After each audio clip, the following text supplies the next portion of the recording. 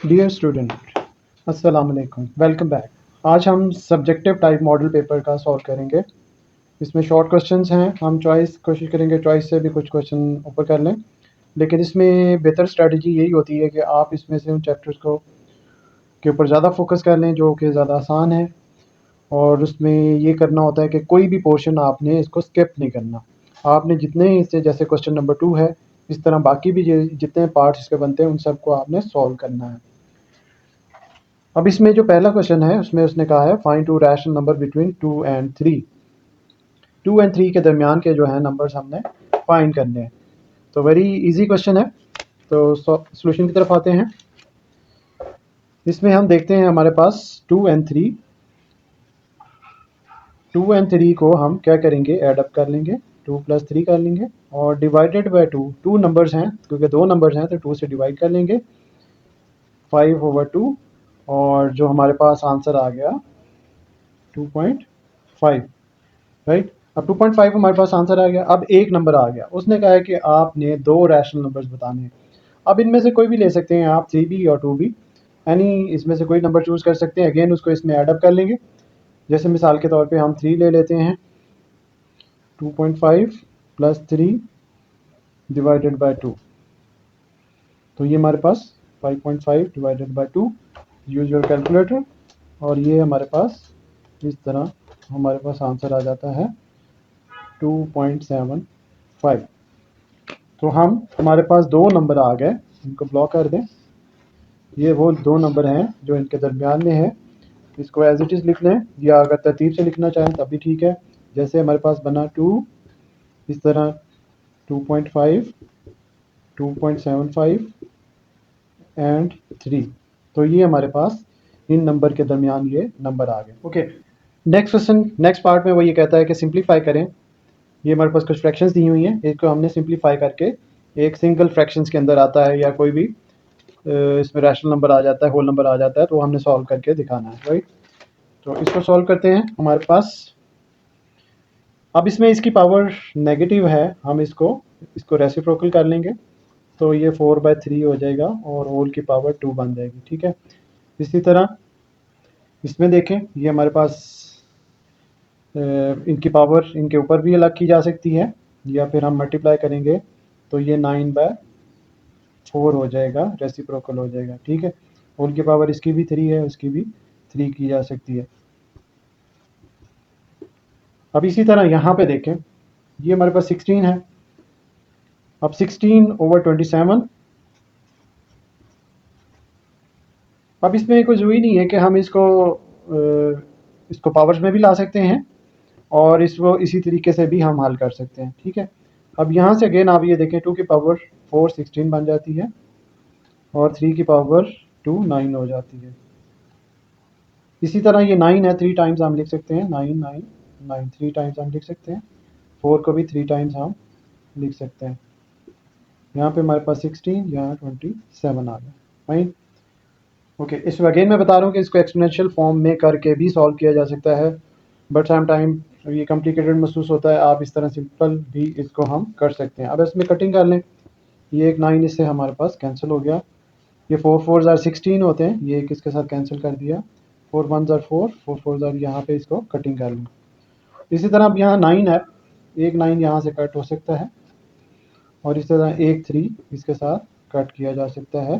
तो हमारे पास जो फाइनल आंसर बनता है ऊपर, ये देखें, 3 2 ज़ार 12 हमारे पास, 3 4 ज़ार 12 हमारे पास बन जाता है।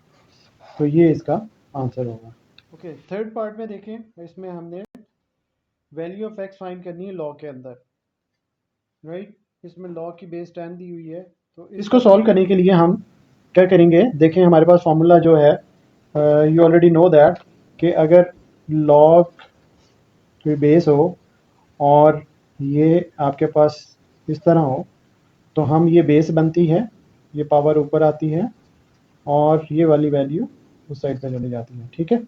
तो इस तरीके से यही सेम यहाँ पे अप्लाई करेंगे।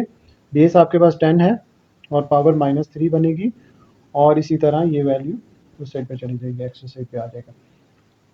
अब यहाँ हमें मालूम है, इसको जब हम पॉजिटिव करेंगे तो 1/10 की 3 बन जाएगा, और ये 10 की 3 जो होता है 1000 के बराबर है, और दूसरे लफ्ज़ों में x बराबर हो गया 0.001। इसका सोल्यूशन सेट निकला है।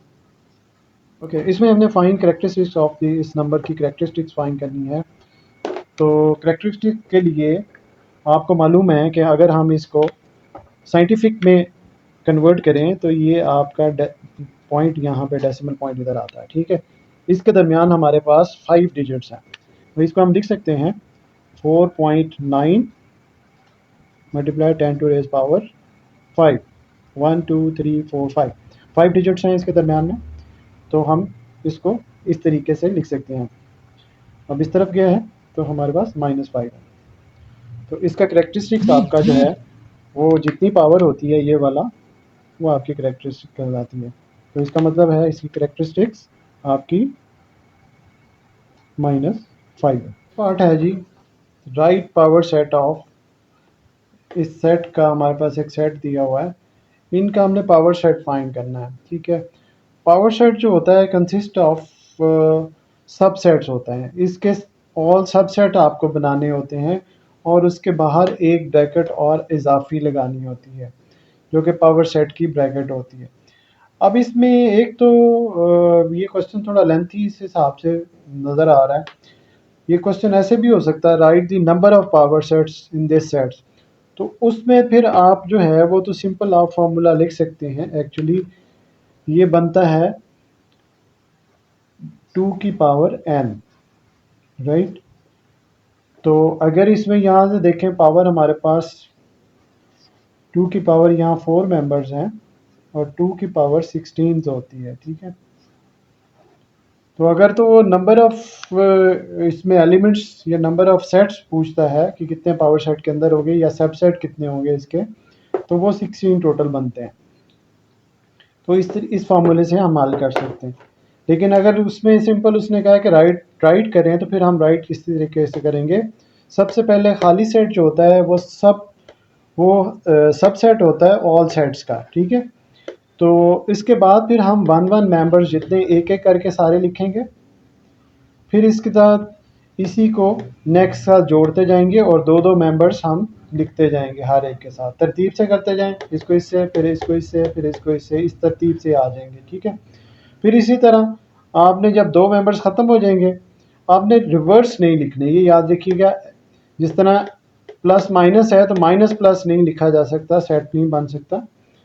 तो फिर इस तरह 2 के बाद फिर 3 मेंबर्स लेते जाएंगे आप तरतीब से, 3 मेंबर्स का सेट बना लेंगे। फिर लास्ट में 4 मेंबर्स जितने हैं उसका सेट बन जाता है। अच्छा, इसमें याद रखिएगा कि अभी तो इसने नहीं दिया पेपर में, लेकिन वो इसमें आपके साथ प्रॉपर सबसेट भी पूछ सकता है, ठीक है। प्रॉपर सबसेट के अंदर ये वाला सेट एक्सक्लूड किया जाता है जो सेट इटसेल्फ है, राइट। तो ये सारे हमारे इसके पावर सेट बन गए। इसमें नेक्स्ट में उसने पूछा है कि इसमें आप define difference of 2 set, 2 sets का डिफरेंस आप बताना है आपने। में 7 पार्ट में फैक्टराइज करने को कहा गया है। हमारे पास 3 टर्म्स दी हुई हैं और 3 टर्म्स में हम पहले देखते हैं, कुछ कॉमन नज़र नहीं आ रहा, कोई फॉर्मूला भी इस पे अप्लाई नहीं हो रहा क्योंकि कोई परफेक्ट स्क्वायर ये तो है लेकिन ये नहीं है।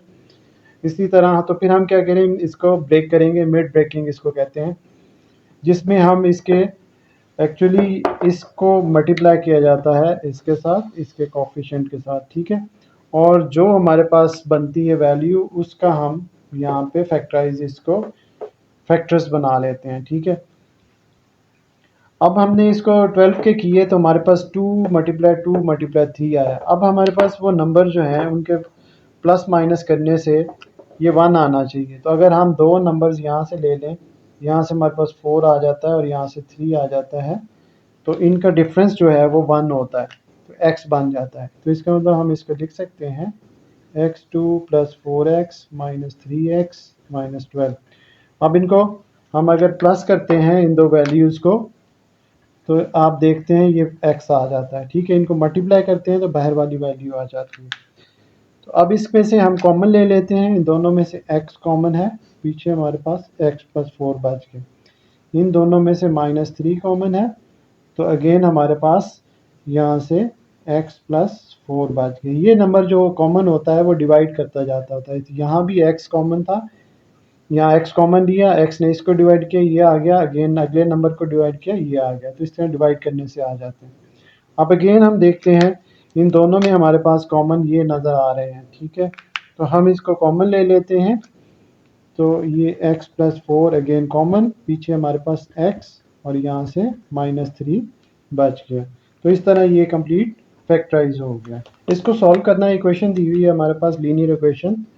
हम क्या करते हैं, वेरिएबल एक तरफ रखते हैं, बाकी कांस्टेंट वैल्यू दूसरी तरफ ले जाते हैं। तो ये वेरिएबल इधर ही रह गया और 30 उधर जाके हमारे पास -30 बन गया, राइट। तो अब हम इस देखते हैं -36 और x -36/12 which is equal to -3 answer आ गया, ठीक है। अब -3 जो है हमारा सोल्यूशन निकल आया। इसको हम नंबर लाइन के ऊपर रिप्रेजेंट करते हैं। नंबर लाइन बनाने के लिए आपको मालूम है, क्योंकि एक होल नंबर निकल आया है और इसको हम सॉल्व करते हैं। इसमें से कहीं से भी नंबर लाइन शुरू की जा सकती है। सपोज करें मैं 0 से करता हूँ, -1 -2 -3। अब एग्जैक्टली नंबर है, एग्जैक्ट नंबर आपका ये जो आगे है इसको आप यहाँ पे मार्क कर सकते हैं कि ये हमारे पास ये नंबर है, इसको मार्क कर दें, ये यहाँ से इसको मार्क कर सकते हैं, ठीक है। तो एग्जैक्ट हमारे पास ये नंबर लाइन इसकी बन गई। Subscribe to get more videos. Next question in part 3.